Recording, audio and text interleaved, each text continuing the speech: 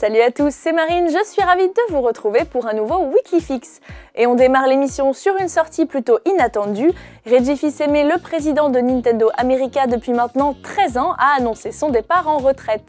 Une nouvelle qui n'a pas manqué de créer la surprise et l'émoi parmi la communauté de joueurs du monde entier. Âgé de 57 ans, Reggie Fils-Aimé est rentré chez Big N en 2003 et il s'est rapidement imposé comme l'une des figures emblématiques du constructeur grâce à notamment des interventions parfois improbables. En tout cas, Nintendo n'a pas attendu longtemps pour le remplacer. Le vice-président des ventes et du marketing de Nintendo America, Doug Bowser, oui c'est bien son nom, va lui succéder sous peu. Reggie Fils-Aimé n'assistera pas au rapprochement entre Microsoft et Nintendo. Selon jeuxvideo.com, les deux constructeurs auraient multiplié les réunions en vue de proposer des jeux Xbox sur Switch. Cuphead et Ori and the Blind Forest arriveraient notamment sur la console hybride de Nintendo via le Xbox Game Pass et le xCloud. Un jeu Halo, Gears of War ou Forza pourrait aussi s'inviter sur la machine de Big N. Qui sait, la rumeur selon laquelle Scalebound, l'ancienne exclu Xbox, arriverait sur Switch va peut-être se concrétiser.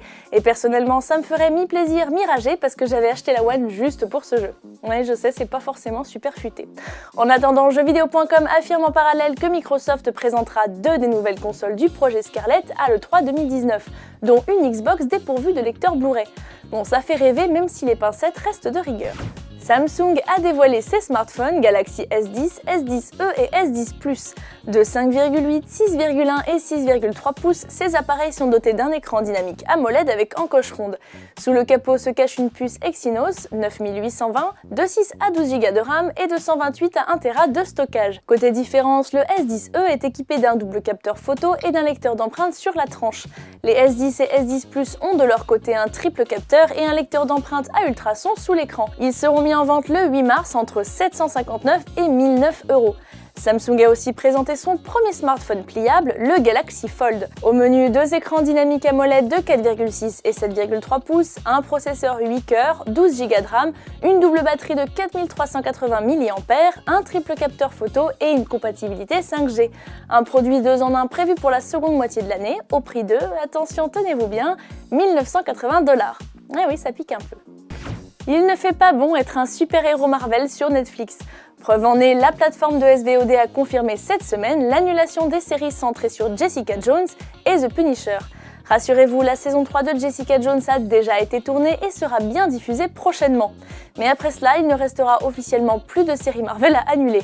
Netflix ayant également tiré une croix sur Daredevil, Luke Cage et Iron Fist l'an dernier. Sur les réseaux sociaux, John Bernthal et Kristen Ritter, les interprètes de Frank Castle et Jessica Jones, n'ont en tout cas pas manqué de réagir à l'annulation de leur show en remerciant les équipes du film et les fans. Non content d'être déjà un géant du web, Google se rêve visiblement géant du jeu vidéo. La firme américaine tiendra le 19 mars prochain une conférence en marge de la Game Developers Conference, un événement durant lequel il fera des annonces autour du gaming. Google devrait s'attarder sur le Project Stream, sa technologie de streaming de jeux vidéo qu'il a teasé il y a quelques mois avec Ubisoft.